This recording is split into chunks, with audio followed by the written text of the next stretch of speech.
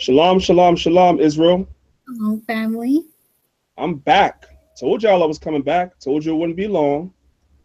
As you can see, I have a special guest with me today on Maccabees TV.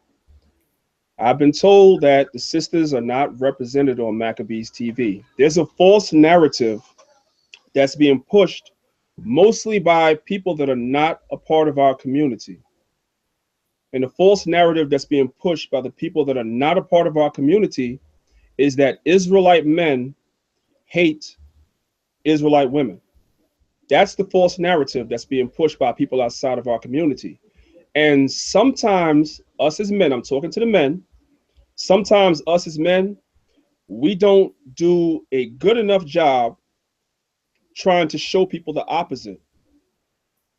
Sometimes we look as though showing our women love is a sign of weakness when it's not. Because Isaac loved Rebekah, Jacob loved his wives. So it's definitely not a sign of weakness whatsoever. It becomes weakness when you love or put your woman in front of the Most High. That's when it becomes weakness. The same thing goes if you do it with money. The same thing goes if you do it with a job. The same thing goes if you do it with your children or your house or whatever you deem precious. If you put anything in front of the Most High, it becomes an idol. Pursuant to Exodus the 20th chapter, it becomes an idol. I shall have no other gods before me. Whatever you idolize or worship in one way or another, and you put that before the Most High, that's when it becomes wicked. But for us to show our sisters love, there needs to be more of that. You have a lot of Israelite sisters that want to come into the truth, are interested in coming into the truth, but they hear all these horror stories about what's going on in Israel with the women. And I'm not saying that those stories don't exist, but there's a balance to everything. Not all brothers in Israel are bad. Not all Israelite men are whoremongers and evil and wicked and blah, blah, blah. You have some. And not all of our sisters are wicked either. So I've been watching, like many people have been watching, my guest today for a while. I see her post every day. She posts a lot of things on Facebook. She has a YouTube channel and she's sharing information. And basically her message is mostly towards the sisters. She's talking to the sisters and giving them practical advice so that they can better themselves. The same way that we as men, we talk to the brothers. And we talk to the sisters too. But sometimes you need another woman to talk to a woman, to explain certain things to them. Because sometimes if you don't have that, some sisters feel as though when men correct them, we're correcting them in the spirit of we're trying to put them down, degrade them, and destroy them. But sometimes when they hear from another woman, they might receive it a little better. So without further ado, I want to introduce you today to the guest of honor. She goes on Facebook by the name of Sister Raphaela Yisrael. She's the guest of honor today. Sister Raphaela, welcome to Maccabees TV. I'm honored to have you on. Thanks for giving us your time. Thank you so much, Priest Daniela. I truly appreciate it, and to even just talk to your speakers, to the guests, and also just to let them know about what I've been doing in Isha School. Yeah, and that's what I call the title of the video. Sister Raphaela Yisrael takes us through Isha School. So we're going to get to that in a moment. I'm kind of building up to a crux slowly, because as you can see, the people are trickling in. When you do a live stream, sometimes they kind of trickle in a little slow. They get the alerts late. So everybody right now, what I need for you brothers and sisters to do that's watching, I need for you to share this on all your social media platforms. Go to Instagram, go to Twitter, go to Facebook. Share this video and let Israel know that our sister is on and she's going to take us through Isha School today. All of our sisters need to hear this message, okay? And make sure you like this video. Make sure you drop a comment in the comment board and let the sister know you appreciate the information she's about to bring us. And most of all, make sure you subscribe to Maccabees TV, because as I always tell you, family, this channel is for Israel. And we want to properly represent Israel to the world in its proper context. So this is why we're doing this, and this is why I have her on today. So, Sister Raphaela, Yes. Let's get right down into it. I want you to introduce yourself to the people. Tell them, a little bit about yourself. Okay, well, My name is Sister Raphaela Israel, and I came into truth back in September 2015. So actually, it hasn't even been 2 years yet. And the Most High has definitely brought me on a journey in this truth. I was with a congregation and I had left, and I was really upset. And just due to personal reasons, I was going through a lot of personal things myself, even just coming to this truth and just being able to, I guess, understand what the Most High wanted of me. And I was thinking to myself, oh, I'm just going to sit back and keep the laws and just do me. And the Most High said, no, you're not going to do that. You have a work to do. The Most High brought different people in my life who told me to speak out about some of the things, I guess, that were on my mind. And for a long time, I resisted it until I decided to speak up more about it. And when I did, I was very shocked at the amount of people who were just gravitated towards me and who had watched my video. Because actually, when I had put out my first video, I was very apprehensive about putting it out. I was very shy, and I remember even crying before putting out the video. I was like, I can't do this. I can't. Israel's going to crucify me. And I only had about 100 friends on my Facebook page at the time. And just how, I guess, it basically went viral in our community really shocked me, and also really humbled me as well, and just really showed me the amount of love that our community has for each other. And just has really been a journey, and I've learned a lot on that journey as well. And so that's how I got started on that. Excellent, excellent, no problem. Okay, so you said you've been in the truth for like going on almost 2 years, and how did you first hear about the truth? Like, what was your first experience? How did you first hear about it?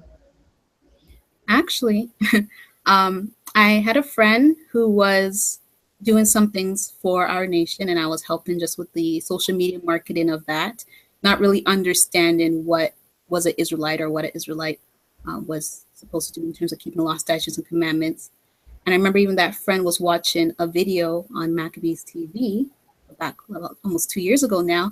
I think it was sort of like a debate on Messianic versus non-Messianic. And that was my first exposure to the truth. And then what had happened was that friend who I was helping with social media marketing, I actually was ended up talking to other Israelites. And so when that had happened, the Israelite had showed me a video of a brother talking about who were the real Jews today, who were the Israelites today. And I watched that video, and the video just blew my mind, and I realized that I am an Israelite. And it sort of was a confirmation for me going through certain things in my life, and why I always felt out of place, just in different groups or settings in life.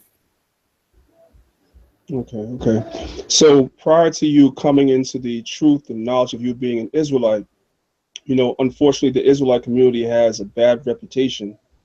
Some of it deserved and some of it not.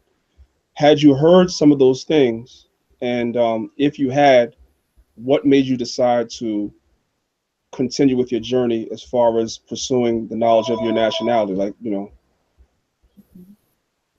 Actually, I never heard much about it. It's almost like the Most High shield me from having that knowledge about this like community. I had even known about certain things in terms of like the Khazars and how the Khazars aren't the real Jews and things like that. But for some reason, the Most High just shielded me from the information about our people being the Israelites.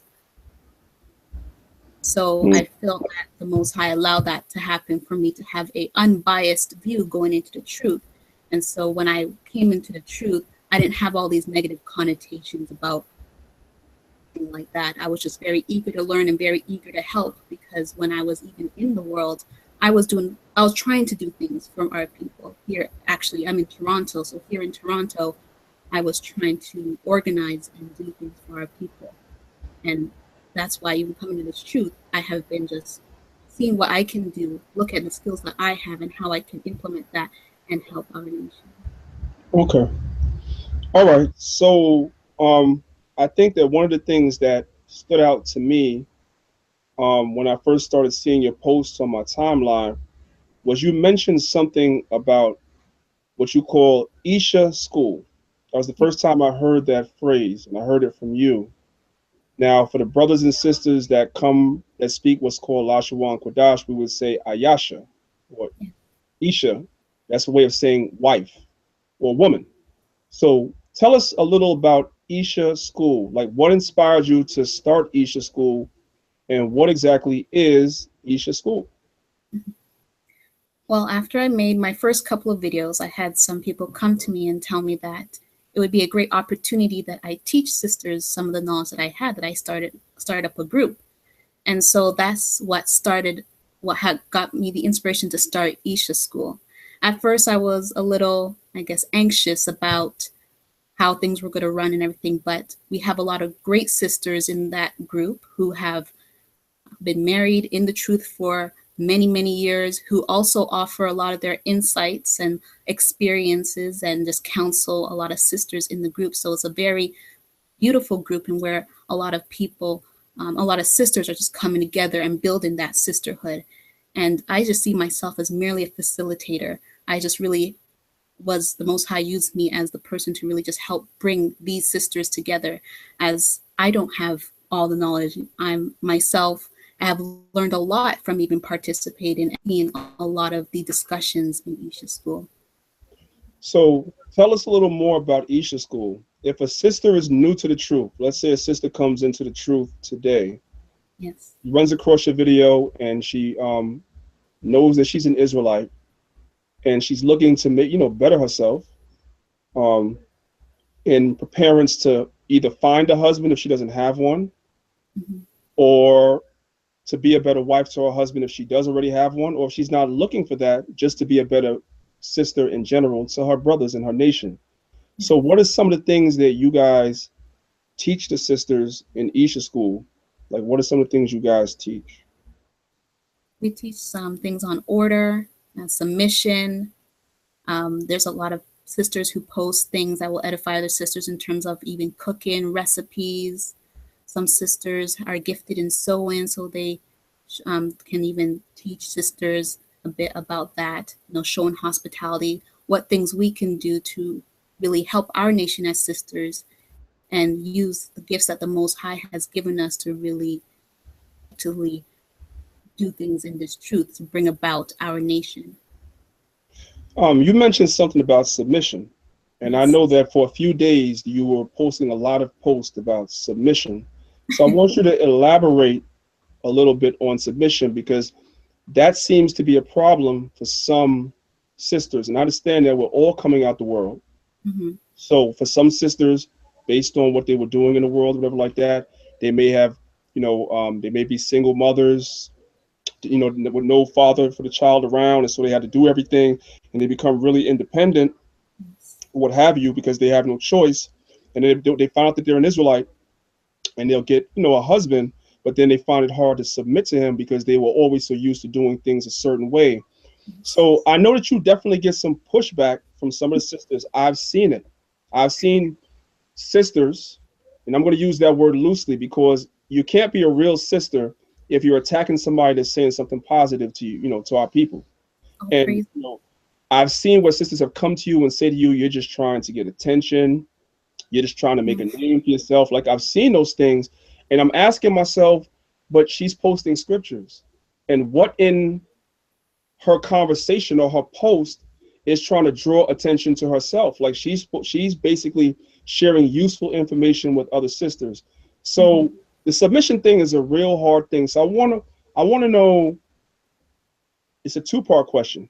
I want to know, why is it important, based on scripture, since you've been talking about it, I'm going to give you the floor to explain it to the sisters that are watching. Why Okay. is submission important? Okay. And what do you say? The second part is, what would you say to a sister that's struggling with submission? Why is submission important? Well, first of all, I feel that there is power in submission. Submission is, I believe, the way a woman is supposed to act in towards being married to a righteous man, because when a woman is submissive, feminine state, will help a man to be able to be a better husband, a better provider, better leader. And that's what we need in our nation. We need to be supporting our men. We are not going anywhere as women unless we support our men. And even a scripture I brought out in one of my videos, Ephesians 5, verse 22, it says, "Wives, submit yourselves unto your own husbands as unto the Lord.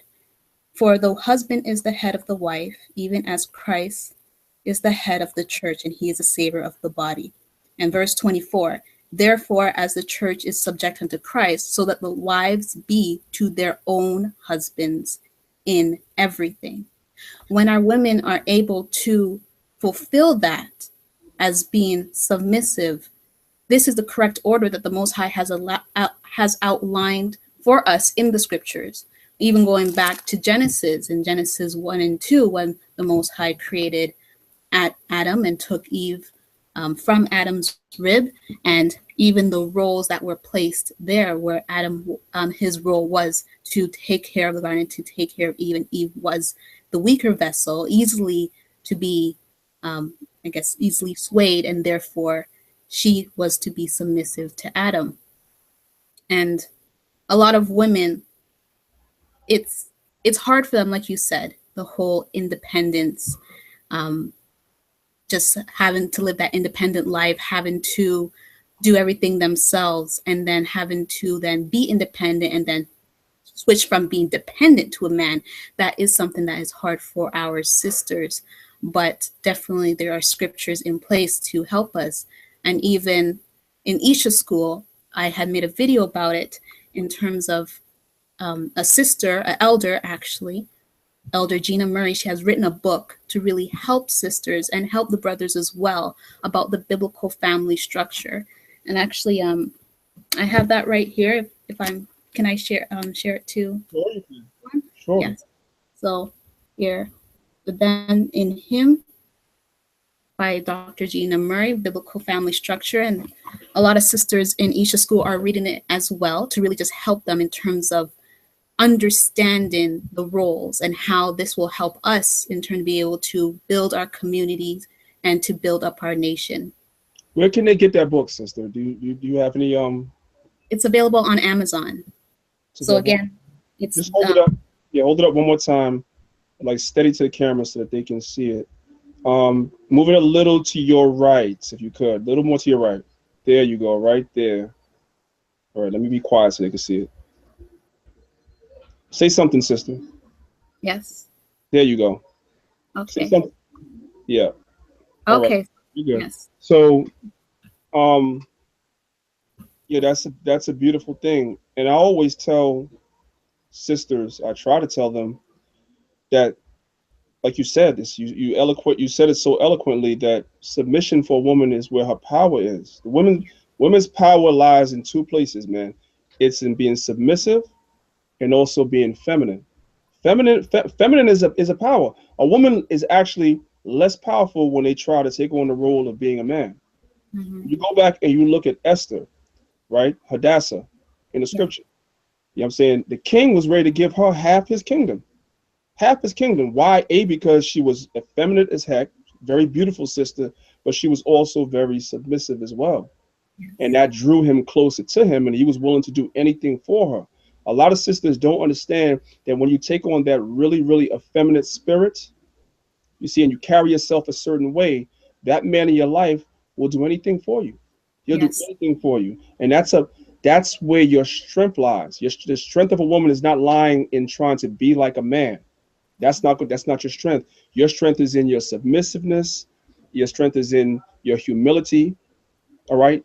And the way that you carry yourself. If you do those things, your husband is nothing that he won't do for you. All right.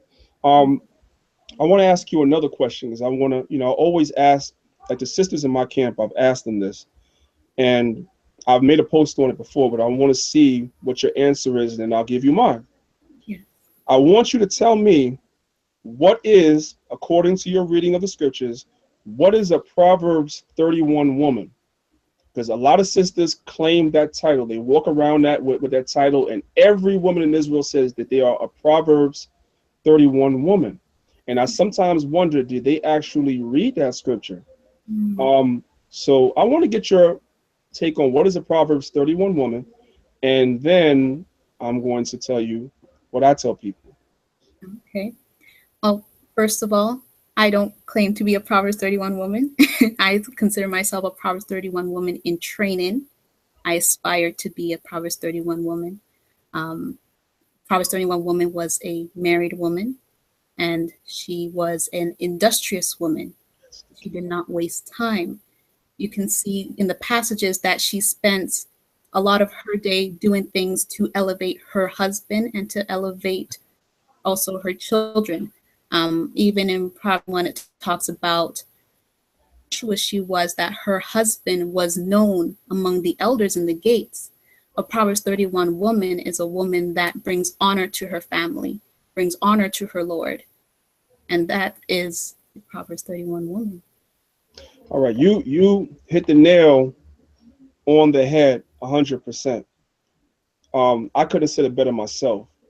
I find that a lot of sisters, unfortunately, are under the impression that if they wear a head wrap and they wear a dress down to their ankles, right, that because they dress modestly, that's a Proverbs 31 woman. But the word you chose, I could have said it better myself. The Proverbs 31 woman is industrious. Yes. Period. So if you are not an industrious female, you're not a Proverbs 31 woman. A lot of sisters really need to go back and read that passage a little more carefully because Yes. it's very important. You see, um, now switching subjects, we're not going to be on too long. I'm not going to keep you because I know you have some things you have to do afterwards. But switching subjects, not really switching subjects. In accordance with Proverbs 31, there's a lot of posts and things going back and forth on Facebook about what. Well, you know what? I'm going to share my screen, so you should be able to see it. I'm going to go to your page. You go to your page on Facebook and look at one or two of the posts that you've posted and get you to elaborate on that real quick. All right. So this is her Facebook page, family. Raphaela Yisrael. Y'all can see her right there. You can see her right there. Send her a friend request. But sister, I admonish you, if the person doesn't have a profile picture, don't accept people without profile pictures. And go to their page and kind of investigate them before you. I advise this to all the sisters in my camp, so forth and so on. Go and investigate the people that you're accepting friend requests from, because now that people are more finding out about you, there's a lot of vultures out here.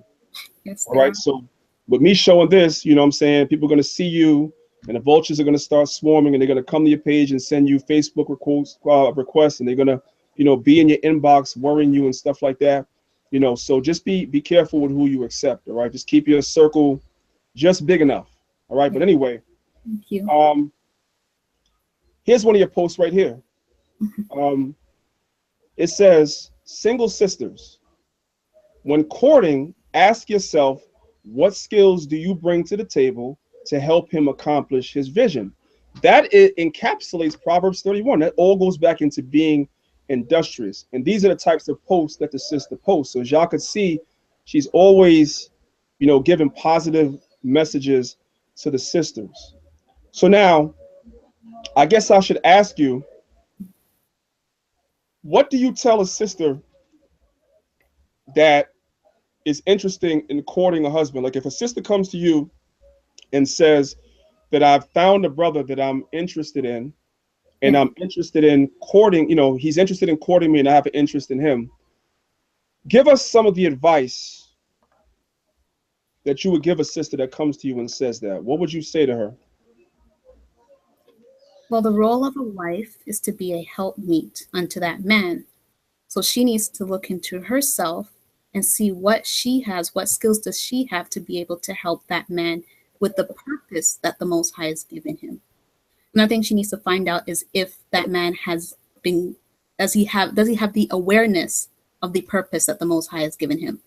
Some brothers, they may not have that understanding as of yet, and therefore a helpmeet would it would be hard for a woman to be able to help him to accomplish something that he doesn't know what he is to accomplish. So when a woman is looking for a husband, when she is looking to court a man, she needs to look in himself. Like, for example, if his vision is to be a teacher, she needs to see, okay, what can I do to help him become that teacher, help him to become a better teacher? She may have skills in maybe even sewing. And then she can be like, you know what, I can sew him some really nice garments. Or she can skills in organizing and managing different affairs. And that could help him to be able to have, I guess, a little bit more free time, because she'll be organizing and managing things, that he will have more time to be able to pursue his vision, which is teaching. Okay. I'm gonna go back and I'm gonna share my screen again. Let's just go through a few more of these posts, and then we're gonna get into your website, because you have a website that we want to show the people and talk something about. All right. So that was one post. Here's another one. Want to feel more loved and secure in your marriage to a righteous man? Be submissive. That's one of your submissive posts, which you already addressed. Let's go down a little further.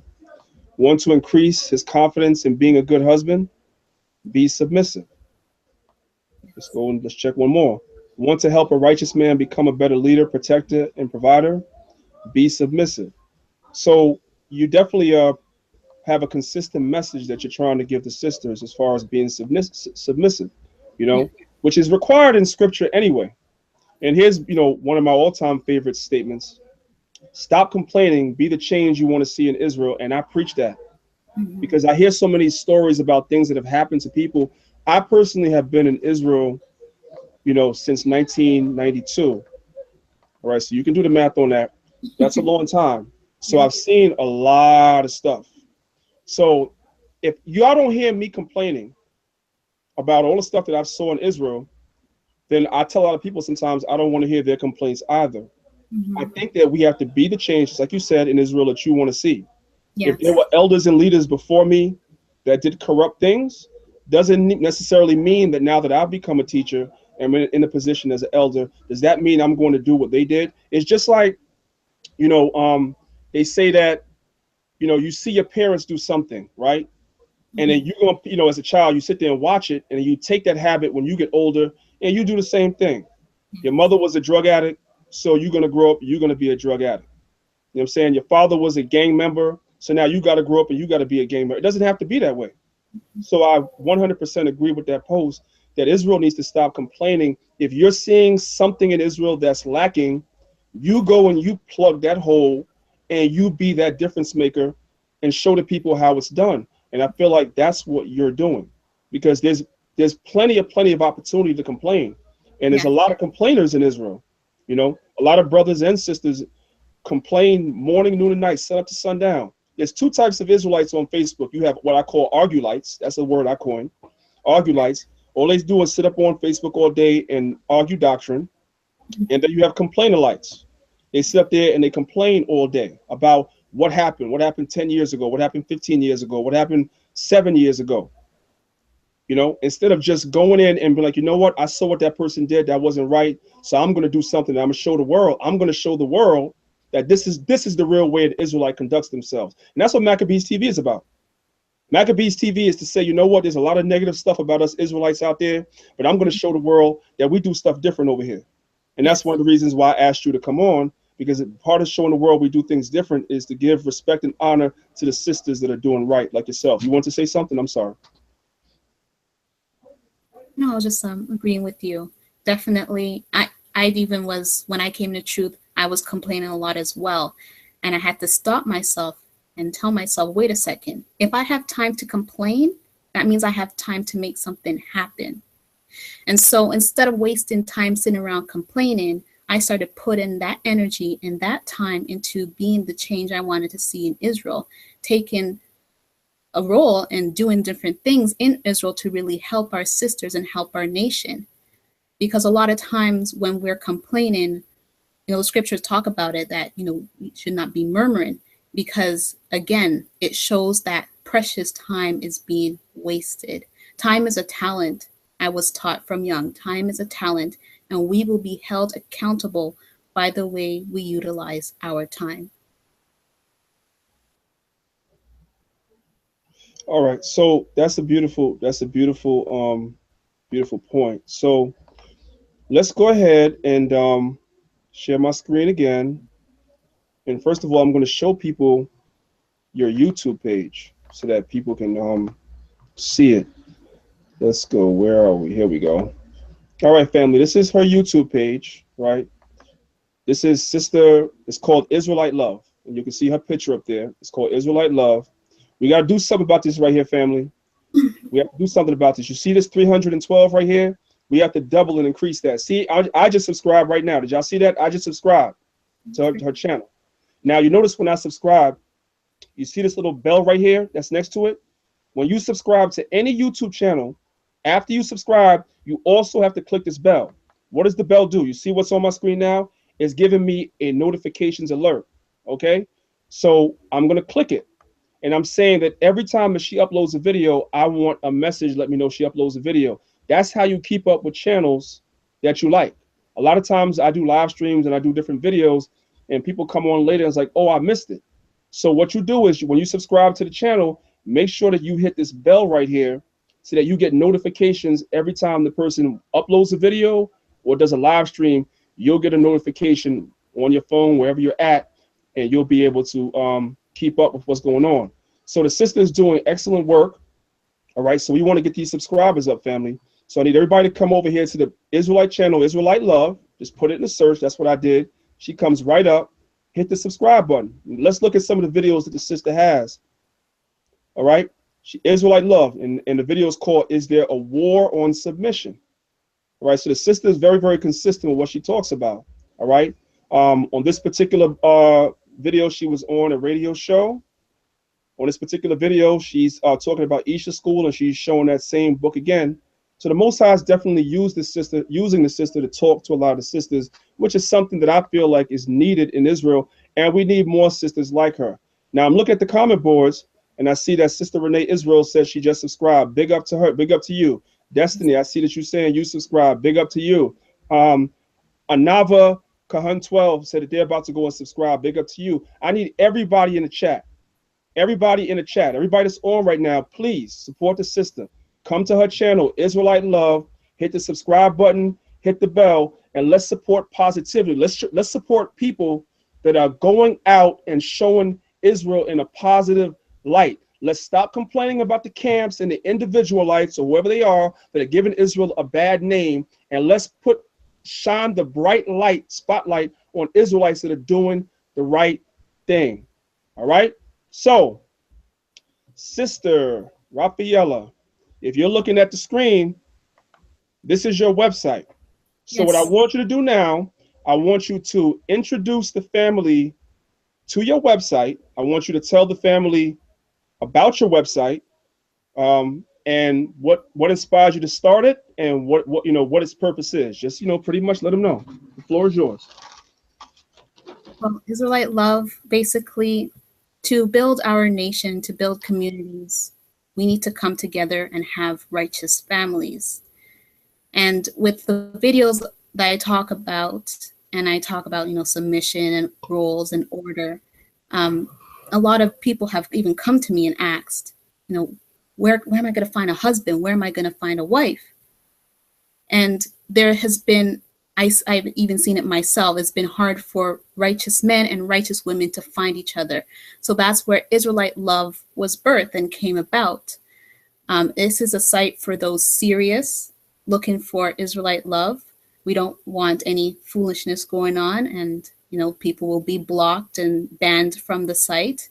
And we have avenues where people can be able to just really connect with other Israelites. Like we have a forum where people can talk about different things. The blog has just even a lot of stories from other Israelite couples who have talked about even how they met, sharing their Israelite love stories to the family. And also we have also groups that people can create and just like be able to find out different interests or find people that have similar interests and hobbies to them as well. Okay. Well, I'm gonna ask you a couple of questions. We're gonna come back to your site in a second. Yeah. 1 second.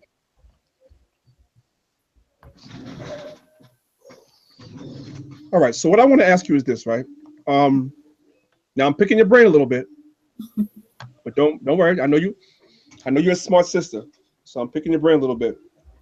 You said something about women that are looking to find a husband, Yeah. right? Now, my question to you is, Ruth, what did she do? Was she looking for a husband? She was preparing herself for her husband. On it, Ruth prepared herself for a husband and made sure that when she prepared herself, he made sure that she saw him. Yes. She made herself available so that he could find her. She got herself in order and then put herself in a position where he had no choice but to notice her. So I say all that to say that some sisters, depending on the situation, should not necessarily be out here looking for a husband, because sometimes when you're looking for something, you're gonna find something. It ain't gonna be what you're looking for. That's true. You use the perfect words. If I were to give advice to our sisters, I say prepare yourself to have a husband.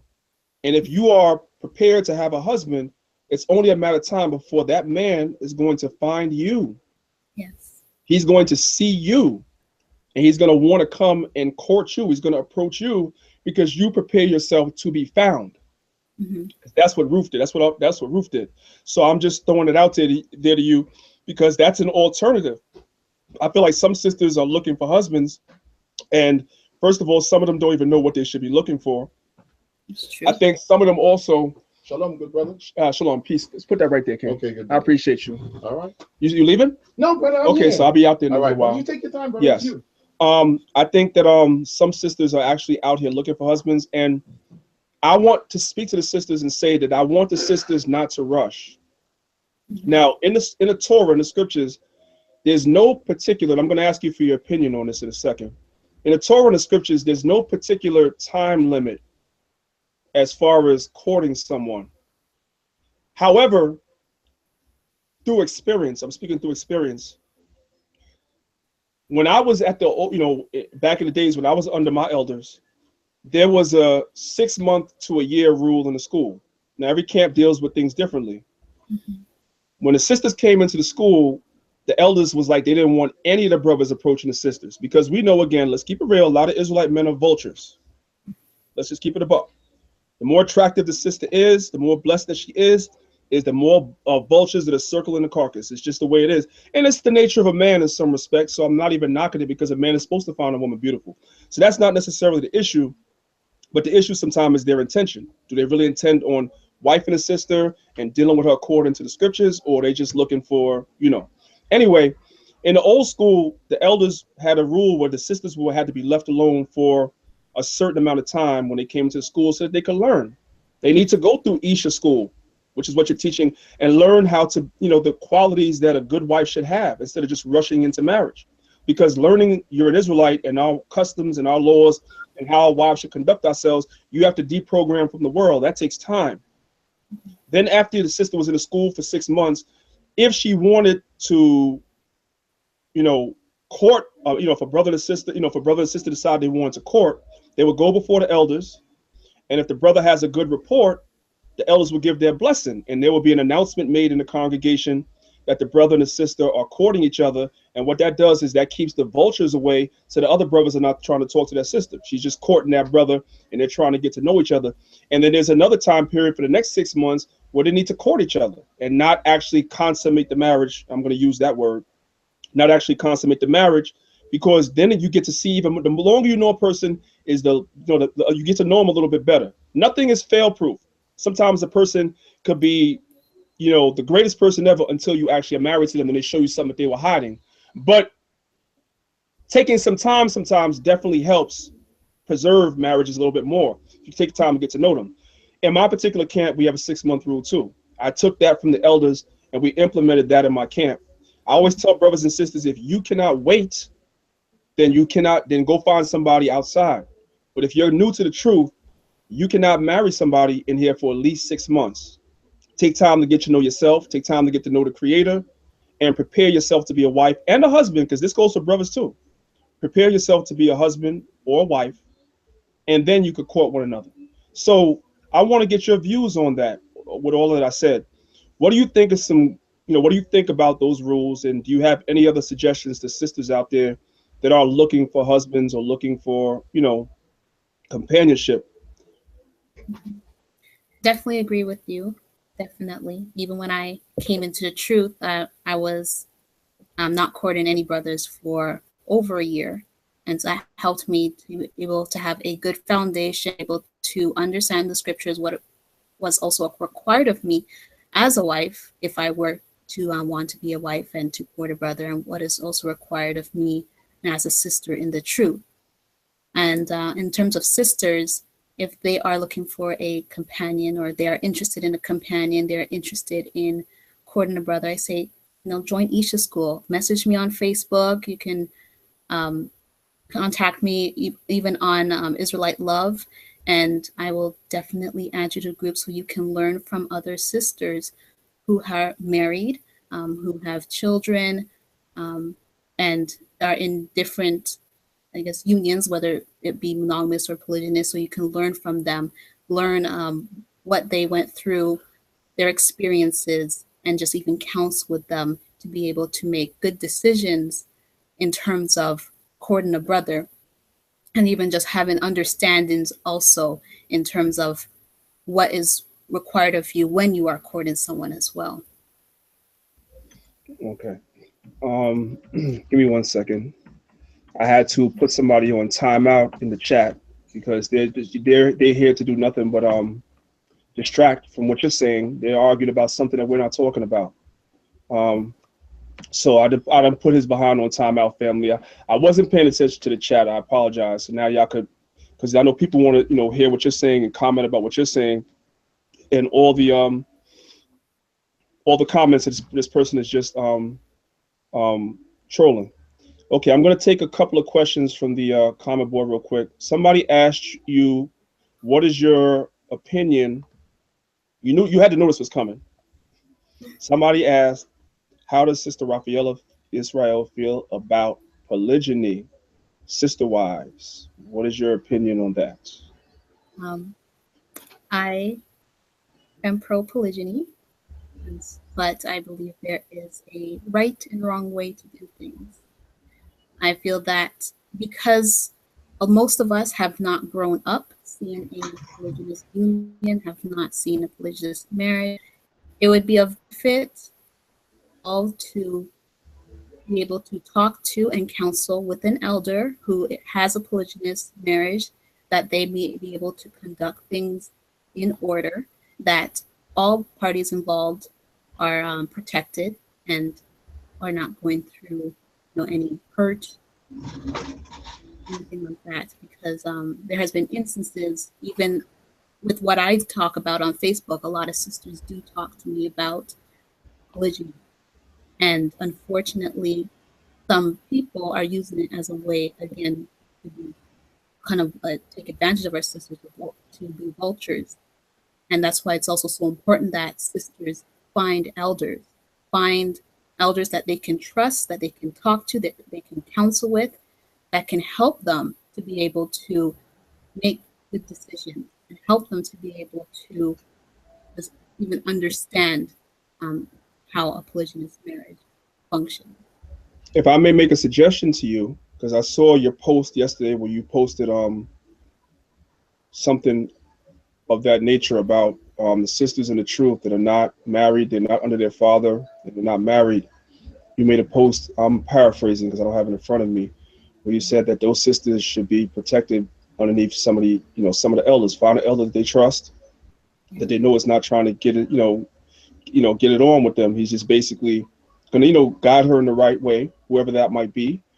And you basically told a sister they need to find somebody like that and basically have that person protect them and guide them, into the right direction as far as finding a husband. Now, my suggestion to you is that's a great, great idea.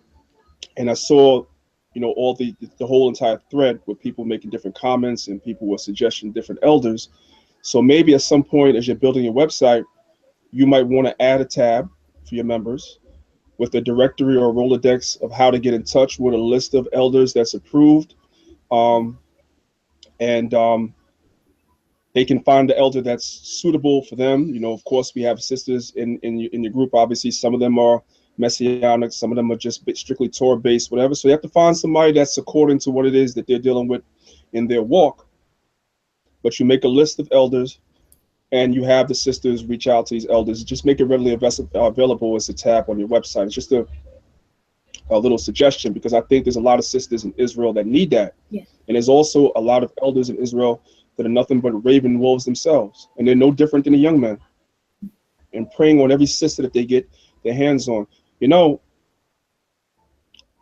I'm proud to say that with all my years in Israel, that's an accusation that's never been made against me. And I talk to a lot of sisters. And nobody's ever said that I've tried to, counsel them with ulterior motives, because that's not my thing. We know the scriptures tell us in the book of Proverbs that a good name is to be preferred above gold. And my name and reputation in Israel means everything to me. It may not mean stuff to other brothers that are in positions in Israel, but it means everything to me. I want the people to be able to come and talk to me about any and everything. And I want them to feel as though they could trust me, as though I'm down to earth, I'm approachable. And I learned that from my elder because that's how he was. So he was my spiritual father. And so I learned those characteristics and traits from him. So that was just a little bit of a suggestion. I don't know what you think about it, but it might be something you want to consider putting on your website, because I'm pretty sure you're going to get quite a few inquiries as people see this video as it goes live. Yeah, definitely. Yeah, and that sounds like a really great idea. Definitely will look into that. I need to ask around and find out all the elders in various parts of the country, in the states, and also of the world as well, that sisters can be able to get in contact with them and find congregations near them that they may be able to congregate with like-minded believers as well. Man, there's I don't know if you're looking at the chat, but people are already suggesting husbands for you. Somebody mentioned you and the brother. I won't say it. If you see it, you see it. They said you and him would be a power couple. Now that's my man, 50 grand. But that's not how we do things in Israel. I mean, if that's something that happens, it happens organically, obviously. You know what I'm saying? But yeah, people are trying to marry you off already. You have a great spirit on you. So I hope and pray that you take your time. I don't know what your status is. I didn't ask, nor will I ask. That's none of my business. But if you are unmarried, I've heard that you are. I don't know, but if you're unmarried and not courting, I pray that you take your time, because me personally, and as far as my camp stance, I don't deal with divorce. Only in extreme circumstances. If you are a New Testament believer, I'm talking just to them now, to the brothers and sisters that deal with the New Testament, the New Covenant. If you're a New Testament believer, Christ was very clear. If you put your wife away and marry another, save for fornication, you committing adultery and you're causing her to commit adultery. And he went on to say, Moses gave Israel a bill of divorce for the hardness of our heart, but from the beginning it was not so. From the time of Adam and Eve, the Most High didn't create divorce. Once you lay with her, you got to keep her. Yes. Period. And I tell brothers and sisters that all the time. And so this is one of the headaches. Like sometimes people think that having a camp in Israel and being a leader is all about, you want to be out there, you want to be seen. People don't understand how hard and difficult of a job it is when you have a congregation. And the larger the congregation is the more gray hairs and headaches that you have. People don't know how many couples that I have to counsel, how many marriages through the Spirit of the Most High in Christ. I take no credit. How many marriages that I've had to counsel and been on the phone where it starts off yelling and screaming and cussing, and I hate him and I hate her and I don't want to be with her no more and blah, blah, blah. And we go in circles and scriptures and and then the couples stay together. You know what I'm saying? Then a couple of months later they have another issue. We got to counsel them again. Like that's the not glamorous side. But the scriptures are very clear in the New Testament about divorce. I don't believe in divorce. So I believe that you have to take all the safeguards and the measures before you get married and make sure that that's the person you're going to stay with. All right. We don't need to be making whores of our women and going from woman to woman to woman to woman. That's what the Pharisees were doing. And they were using Moses's bill of divorce as a cloak for wickedness. If they find uncleanness in a woman, any type of uncleanness in their eyes, and I'm not talking about uncleanness according to the law. I'm talking about if you don't like the way she cooked the chicken, she cleans, but when she cleans, sometimes there's still a few spots here and there that she misses. She snores in her sleep, little petty stuff. And they were putting women away for no reason. And that's what that argument was about with Yahweh Shah, with Christ. That's what the argument was about. They were putting their wives away for every little thing. And the Most High never intended that. Abraham and Sarah didn't get divorced. Okay? Jacob and his wives didn't get a divorce. Moses and his wife didn't get a divorce. So why is the divorce rate so high in Israel? I'm not talking about Israelites that don't know. I'm talking about Israelites that know. Part of the reason, it's not the only reason, but part of the reason is because the courtship process in Israel is off. On both sides, the men and the women. We see each other and we hop in the sack, and that's that. And then after you hop in the sack, that's when you realize that you don't like her. She got an attitude. She don't know how to cook. You say she's lazy. She doesn't clean, blah, blah, blah. But you found it out after. You're supposed to find it out before. And the verse goes with the sisters. You hop into bed with the man and you find out that he lived with his mom. He doesn't want to get a job. He doesn't want to provide for you. He doesn't want to do anything. You know what I'm saying? And you stuck and you come in like, yo, coming to ask me, because I have all types of sisters outside the camp that come to me in my inbox asking me to try to, for expecting counsel where they can use it as an excuse to get a divorce. And I send them on their way. I'm not giving nobody any counsel on getting a divorce, save if the man is, if anything, the scriptures tell us in the book of 1 Corinthians that there can be a separation for a while, but you have to come back together. If there's an issue where there might be domestic violence involved or something of that nature, you could separate for a while and try to work it out, but you should try to work it out. You see what I'm saying? If there's love there, try and work it out. There are extreme circumstances, so I don't want nobody to think that there are extreme circumstances sometimes where the brother and sister can't stay together. It's just not possible. But a lot of times we as Israelites, we don't try. And I think it all goes back to the courtship as well.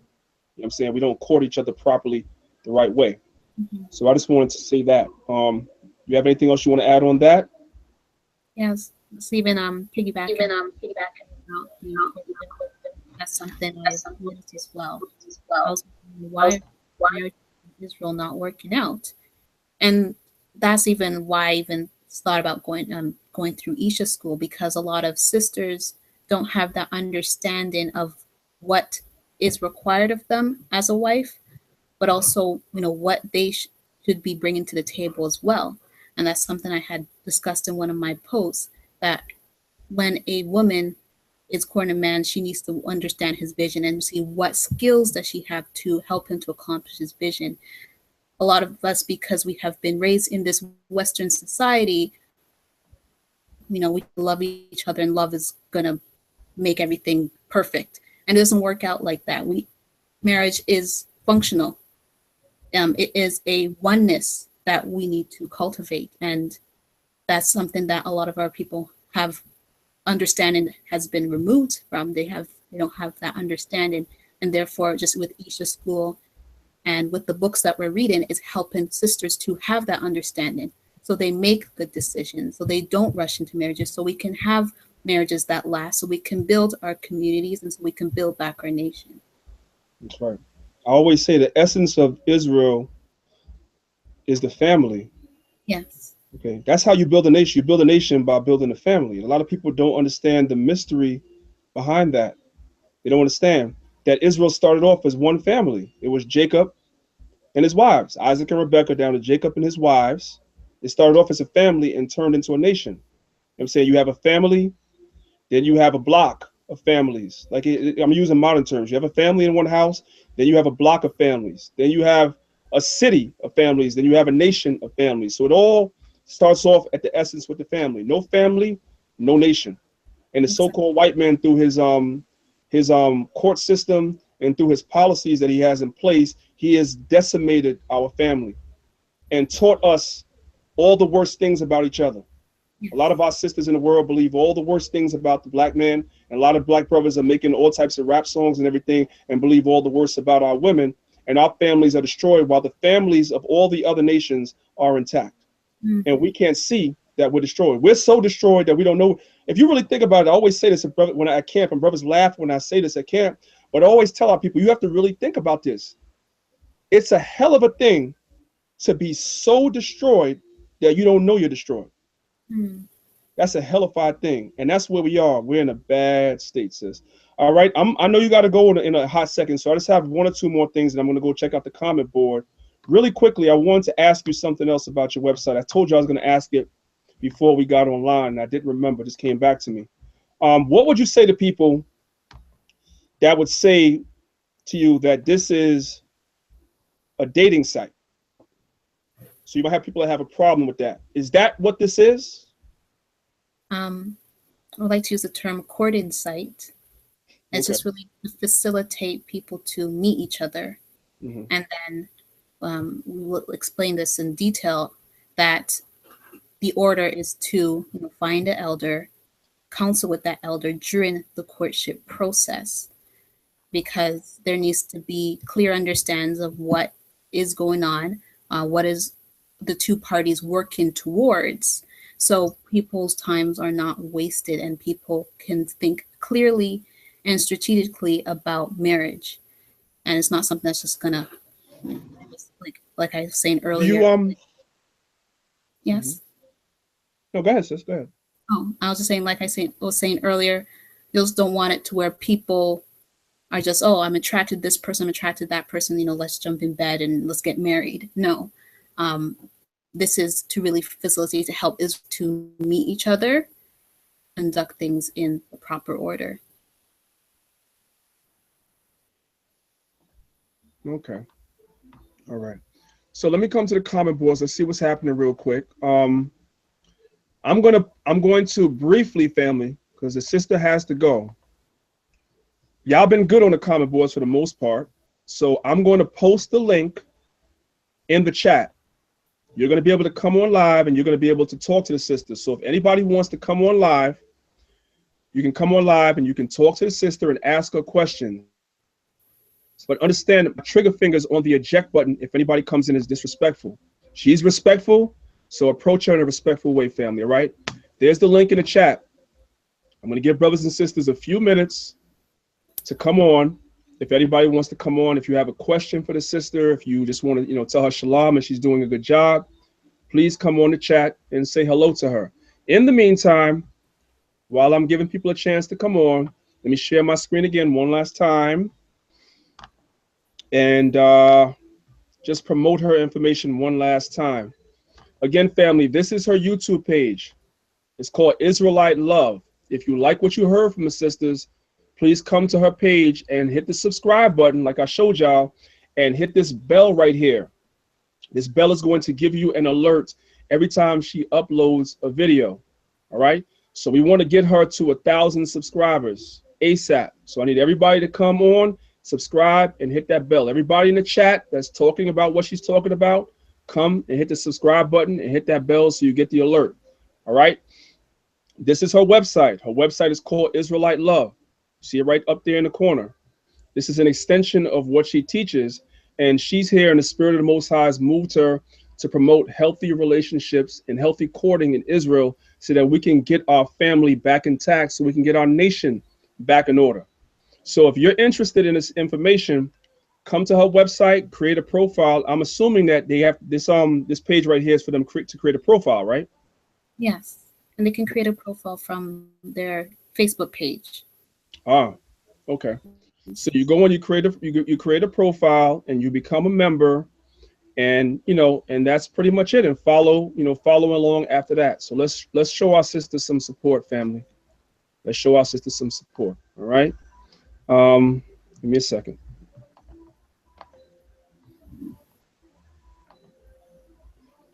All right, family. Y'all running out of time now. I'm gonna put the link one more time. If anybody wants to come on and say shalom to the sisters, Israel is funny. All All right, Shady Black, here you go. Shady Black is asking me to put the link. There it is again. Right there, Shady Black, right for you. My comment is right under yours. If you click the link, then you'll be able to come in and speak with the sister. And while we're at it, family, don't forget about Maccabees. All right, make sure you brothers and sisters like the video. Make sure you comment on the video when I put this up live. You know, show her your support, and make sure you subscribe to Maccabees TV as well and hit that bell, because we're going to continue bringing you the information. We're going to make sure that we have other powerful sisters on as well, and I definitely would love to have. There we go. We got somebody on. Yo, shalom, shalom. Shalom, shalom, brother. State your name and tell everybody where you're calling from. My name, Brother Earl. Brother. Brother Earl. Oh, brother Earl. Good to meet you, brother Earl. So, Hey, I've been wanting to meet you for a long time. all praise to the Most High, brother. It's good to meet you, All man. praise to the Most. Sure. All praise to the Most High. I just want to know, Daniela, can I get your phone number and call you as a brother? All right. Yeah, you can. What I'll do is, are you on Facebook? Yes, yes, yes. I'm on Facebook. My I Facebook. got you. I got you as a friend already. So inbox me and ask me for my number. You inbox me and ask me for my number, Oh, and I'll give it okay. to you. Oh, sis, I just want You to have any? ask, Yeah, huh? go ahead. I just Yeah, want go to ahead. ask, sis, on your on the website for the single Israelite man and woman. They ain't gonna put no crazy pictures up there, is it? Oh, no. If someone would do that, they would be banned from the site. Okay, okay. Moderation policy. Yes, ma'am. I'm gonna say shalom to you and peace to you, my brother. All right. That's Peace all to I you, had to King. add. Most High bless. We'll talk soon. Most High Christ bless. All right. No problem. Peace to you, brother. Peace, All right. peace You to too, you. King. Shalom. Shalom. All right. Shalom. Get me off of this. All right. All right, man. So that was pretty simple. No problem. All right. That was good. Yes. Um, Anybody else? Israel, I'm giving y'all.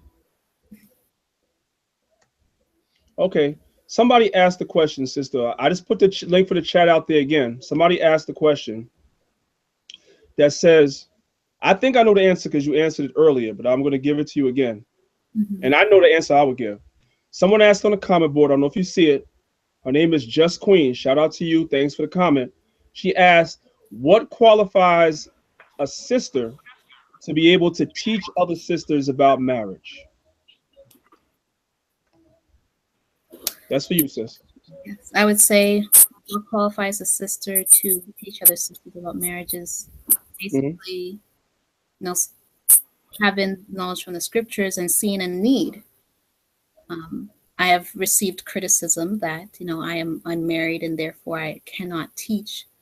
But what I do is that with Isha School, it is a facilitation in which I bring sisters who are married, who have had that experience to be able to have a forum, a platform to be able to teach unwed sisters or even sisters who are newly married, be able to help them and give them counsel on their experiences and to be able to help them to have uh, order in their families as well. Excellent. And I agree with that, sister. That's what I would say. She said before that she has sisters on there that are married. So she actually offered to facilitated the platform, which is that website. And there are sisters that hold on a second. Um, one second, yeah. Brother Randolph, I see you. I'm trying to unmute your mic. Just give me a second. Not really. One second, King. 1 second.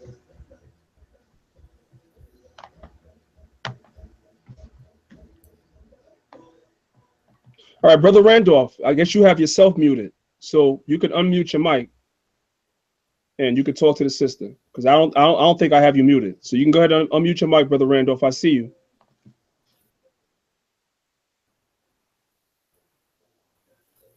All right, he might have stepped away because he turned his camera off. Sis, what time do you have to go? In an hour, I still have time. You still have time? All right, I'm trying to I'll give the brother a few minutes to see if he wants to come back in. Brother Randolph, whenever whenever you're ready, you can come in. I'm seeing if there's any other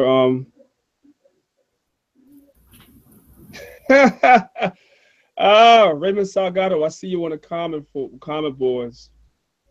I'm listen, it's there. My fingers there, brother. I see what you're saying, man. Brother Randolph, your mic is muted. Unmute your mic. Can you unmute your mic?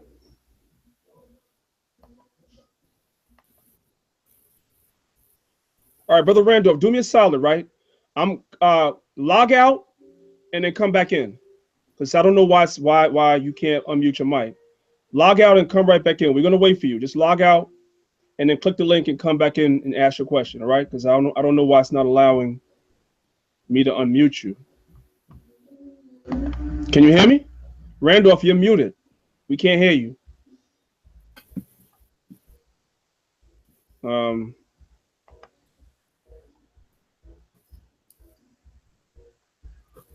Yeah, brother. If you want to log out and log back in, because you're not gonna be able to talk. I don't know what's going on.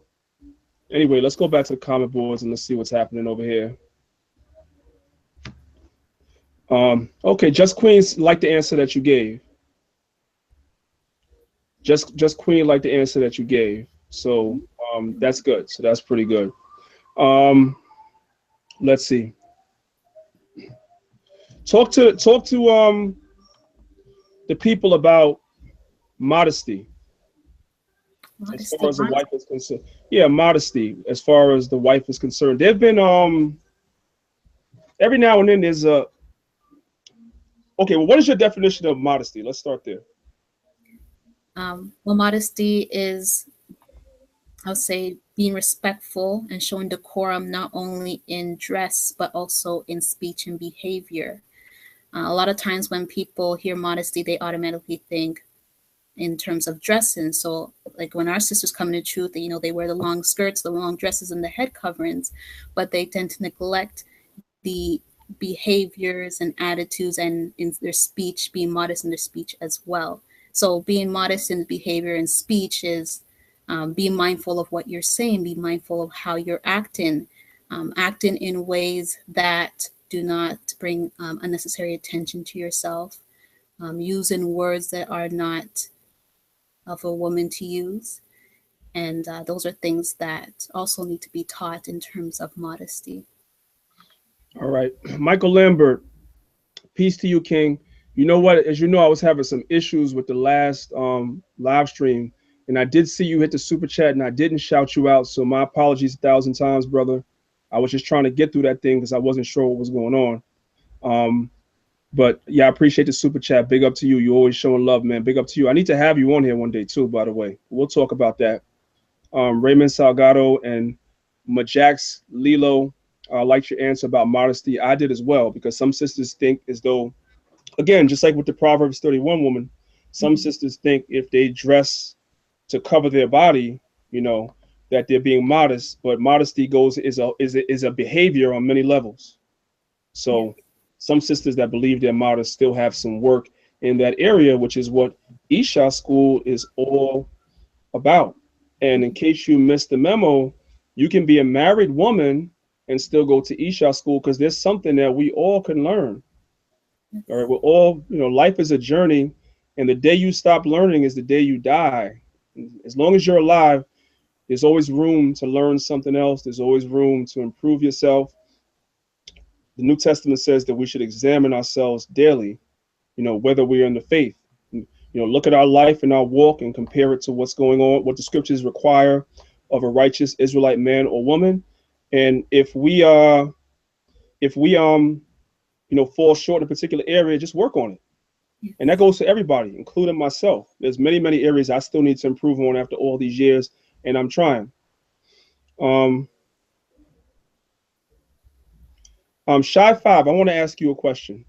Here's the chat again, family. Once again, Shy 5 says, I'm gonna answer this if you want to answer this as well.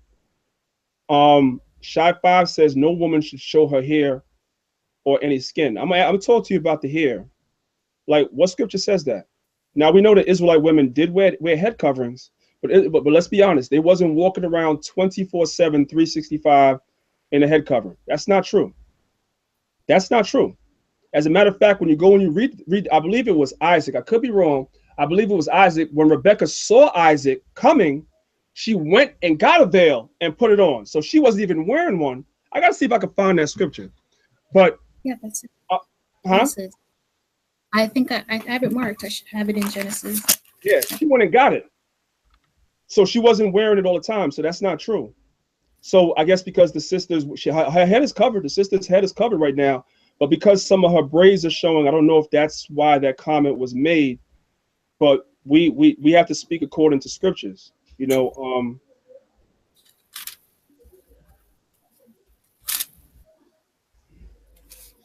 Anton Dizel, I see you. Shout out to you. We went over that before, but we'll go over it again. Antoine, you looking for that scripture, sis? Because if not, I'll look for it. Antoine Dizel, hope I pronounced your name right, or Dizel, asks Shalom, sis, what amount of time do you suggest for courting minimum? So I'm going to let her answer that. And somebody else said it's a good question as well. So I gave my answer, and you did too, but we can reiterate it again. A minimum of 6 months, preferably 6 months to a year. All right. And and hold on a second. Why do you?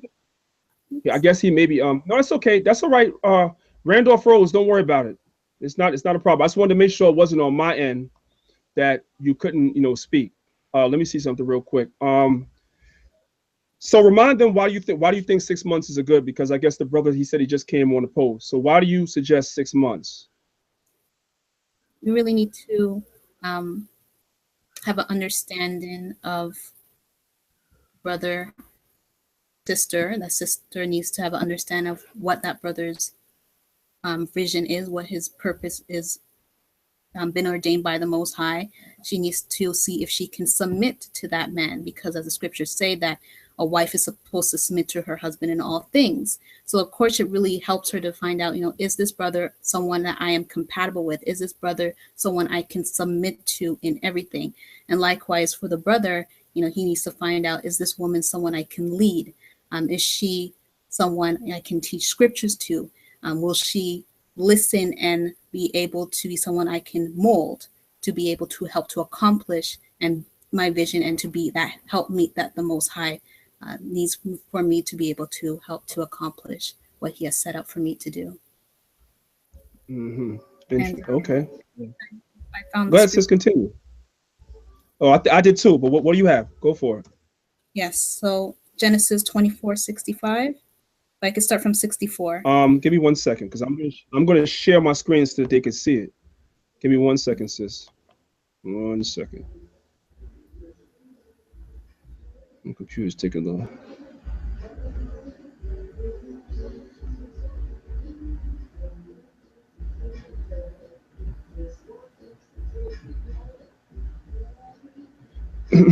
Okay. Family, I'm going to share my screen. Sis, if you could read 63 to 65. Okay. And the reason why we're reading these scriptures, family, is because a brother asked a question. And no, I shouldn't say asked a question. He made a comment that her hair shouldn't be shown. And women didn't walk around in Israel all the time wearing veils 24/7. But a veil, they did wear veils as a form of submission to their husband, which is also recorded in the book of 1 Corinthians, 11th chapter in the New Testament. When the women went out in public, a lot of times they did wear veils. Sometimes their hair showed, sometimes it didn't, depending on how they wrapped it. So that's not really a true statement. We have to be careful. So I'm showing my screen right here. This is Genesis chapter 24, verses 63 to 65. Sis, if you can go ahead. And Isaac went out to meditate in the field at the evening time. And he lifted up his eyes and saw, and behold, the camels were coming. So I'm going to stop you 1 second, sis. So Isaac was outside, and he lifted up his eyes and saw camels coming, which means the person that was on the camel was outside too. Go ahead. And Rebekah lifted up her eyes, and when she saw Isaac, she lighted off the candle, where she, Continue. where she had said unto the servant, What man is this that walketh in the field alone? And the servant had said, It is my master. Therefore she took a veil and covered herself. So when she saw Isaac and realized it was her husband, in a form of submission, she went and got a veil and covered herself. But she wasn't walking around with it before that. Just saying. So I hope that answers your question. Or, or not. But I'm just saying, like, that's something I hear a lot, and it's not necessarily true. Yeah, Darwin Drew, great question for the sister. Great question, because I saw her post something about that as well. Somebody asked, what are your thoughts on nutrition? I saw you posted something about that on your page the other day too. So talk to the people about your thoughts on nutrition and health. Yes, so actually, I'm a nutritionist. I went to school for nutrition, and it's always been a very big passion of mine. Learned a lot over the years from trying different things and just using myself as a guinea pig. In terms of my thoughts on nutrition, I believe that we should be eating mostly unprocessed foods. This is why it's also important for us to build a community, because it'll be able to be a great function of a community that we can be able to grow our own fruits and vegetables and be able to consume of those fruits and vegetables and be completely self-sufficient. As we know that the foods in the grocery stores tend to be tampered with. They're bringing in a lot of GMOs and not labeling that these fruits and vegetables are GMOs. A lot of the fruits and vegetables are picked when they're unripe, ripened using ethylene gas and other methods, irradiation and things like that, and pesticides are also affecting the nutrients. So all these things can contribute to us not getting nutrients that we need from fruits and vegetables. And when we have a lack of nutrients from fruits and vegetables, of diseases and all sorts of disorders and syndromes. For example, even obesity. Obesity, I believe, is caused by someone eating a lot of I would say devitalized foods. These foods have been stripped of vitamins and minerals, and so if someone has also issues with emotional eating or just even issues with having a lot of devitalized foods, your body is recognizing, hey, I'm getting enough energy, but I'm not getting enough nutrients. Therefore, I need to eat more. Therefore, you're going to feel more hungry because your body needs those nutrients that you're not giving the body. But at the same time, you'll be overeating in terms of the amount of energy you need. So then your body stores the excess energy as fat. And this is something that is in the world because, again, the lack of vitamins and minerals in fruits and vegetables because of these practices that are going on with growing our fruits and vegetables. All right. I'm going to take like 2 or 3 more questions from the comment board because now, as usual, as we usually wind down, that's when everybody comes on and has a lot of questions. So we're going to take just a couple more because I want to really give you a chance to do what you have to do before you got to go. Michael Lambert asked you to elaborate on something you mentioned in case people didn't understand. He says, the sister said, a man should be able to mold his wife to accomplish things. So he's asking, can you elaborate a little more so some sisters might not understand what you mean? So can you elaborate on that a little bit more? Well, a function of a wife is to be a helpmeet. And so her function is to help that man to accomplish his goals and his visions that the Most High has given to him. So a wife, if the husband has been a purpose from the Most High, that wife needs to be able to be molded by the husband. So she needs to be able to be pliable, needs to be able to be submissive, that she can be used as a helpmeet by that man to be able to help him to accomplish that purpose and that goal that was given to him. Okay. Okay. Someone is asking, back onto the health thing real quick. Ayash Hawad is asking, do you believe in sisters having babies in the hospital or home births with midwives? Definitely home births with midwives. Actually, even in Isha School, a lot of sisters in Isha School are doulas and midwives. And so a lot of sisters have even be having talks with them and even sharing, I guess, different herbs that they can use during pregnancy and herbs that are that they use during pregnancy, because some herbs cannot be used during pregnancy, that they could be able to have a safe home birth. Okay. All right, family. So the sister's been great. I gave everybody an opportunity to come on, and a few people came on.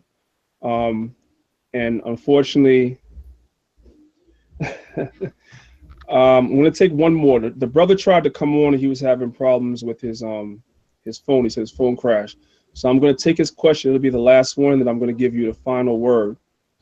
Brother Randolph Rose asks, how does a man avoid a superficial, vain woman? How would you answer that? I'll say a man avoids a superficial, vain woman by taking his time during courtship to really find out if this sister is not superficial or vain. Also, in just seeing her deportment, the way she acts, she carries herself well, are good indicators if she is special. Mm-hmm. Hey, I'm gonna say this right. We all have a long way to go. And again, what I'm saying, the fact of the matter is you have to be honest with yourself first. Because we can fool other people, but at night when you go home, you look in that mirror, you see the real you, and you know where you're lacking and what you need to improve on. And I think we as Israelites, we have to work on those areas that we need to improve on and be 100% honest with ourselves. None of us should be over here thinking that we're on a level of righteousness of a man like Moses or Abraham as men, because we're not. And a lot of the sisters that think that they've already made it in the spirit of being righteous, Proverbs 31 women, they also have a lot of work. Remember, Sarah referred to Abraham as my Lord. Now, how many sisters do that? How many sisters do that? I actually saw a sister on another video of a camp. I won't say which one. There was something that was going on in the camp, and they introduced the sister to come up and say a few words about a business that she had. And when she was referring to her husband, she kept calling him my Lord, because he's a king. He's gonna be a king in the kingdom. You know what I'm saying? So she's calling him her Lord now. I'm not saying sisters have to do that, but just understand that if you're not on that level, then you're not Sarah. You're not on Sarah's level yet. We still have a long way to go to where we look at each other as kings and queens, because that's what you're supposed to see when you see another Israelite. That's a king, that's a queen, because we're a royal people, man. We have a royal heritage and lineage. So I'm about to let the sister go. I'm gonna allow her to have the final word. Somebody was asking, are you gonna do the Isha schools in wait, one second. Would like to network sisters we bring in to her, for example. Somebody was asking if you're going to do this in multiple states. Somebody else asked me for your Facebook. So let me go back. Let me share my screen. I want to give out all your information. I want you to get as many subscribers to your channel, as many whatever, to get your message out. So I'm going to go to her. This is her Facebook page right here, family. I'm sharing my screen. One second. Here we go. One second, this thing's moving kind of slow. There we go. This is her Facebook page. You'll notice the logo for her website is on her Facebook page, and that's her, obviously, that's her. All right, her name is Raphaela Yisrael. This is her on Facebook. So her brother Dan just told her to check all comers that send her friend requests to check your page out. If you don't have a profile picture, she shouldn't accept you. All right. And if you're coming to her page just to look to try to get with the sister, man, with foul intentions, she shouldn't accept you. Even if she does, she should kick you off the page. Like, brothers and sisters, if you're going to reach out to the sister, do it in sincerity, because you really like what she's doing and you want to support what she's doing. You might want to send some sisters her way, what it is like that, man. Let's represent ourselves in the best way we can. This is her Facebook page. All right. This is her YouTube page, Israelite Love. right here on YouTube. Y'all are on YouTube now. I'm about to end the live stream. Go right over to her page, hit the subscribe button, hit the bell that you get alerts when she uploads new videos, and let's get this 312 number up to 1,000. Now, I was told by some people that as this was going on, they were subscribing. So I'm going to refresh the page and let's see what we're up to now. Let's see if Israel is showing Israel love. You know what I'm saying? Stop watching these other channels that down Israel. And let's give support and views and subscribership to channels that's promoting building our nation. Let's refresh the page. All right, sisters. So you went from 312 to 326 at the time we've been on the phone. So you have quite a few new subscribers. And as people watch this video, you know, in the next 2 or 3 days, it's going to have a couple of thousand views. These numbers will go up as well. All right. So let's continue to support each other. And don't forget to subscribe to Maccabees too. Yeah, that's right. Subscribe to Maccabees too. And this is mine. Since I'm here, this is my YouTube page. Real quick. And I'm going to give the floor to the sister so she can have the final word. And we're going to get out of here. This is my YouTube page, Priest Daniel Uncut. Everybody's always asking me about different lectures and different videos that I've done. And I'm always sending them to other people's pages. So I created a page where I uploaded a lot of the lectures that I've done, the PowerPoint lectures I've done. This is most of them, not all. And I'm going to be doing all my new PowerPoints that I'm working on. And I'm working on a gang of them. I'm going to upload them here. I'm not going to dominate Maccabees with all my stuff. I'm saying Maccabees is really for y'all. I have my own page here. So if you're looking for the PowerPoints and the lectures and stuff that I teach, come here, Priest Daniel Uncut. Same thing. Make sure you subscribe. Make sure you hit the bell. And as I told brothers, everybody keeps asking me for that PowerPoint that I'm supposed to do on King James. When this 402 turns into 1,000, I'm going to give y'all that. Until then, I'll just give y'all some other PowerPoints instead. So that's the caveat. With that being said, Sister Raphaela, the floor is yours. I'm not even going to look at the comment boards no more because now everybody, wait. Randolph Rose, this is not my YouTube page. Maccabees was created during the Cameron trial debate by a bunch of us. I'm just putting the work in to keep the channel alive. That's all. It's not my channel. That's why I have everybody else come on here. And I try not to really do too much on here. I do put some stuff, but not too much.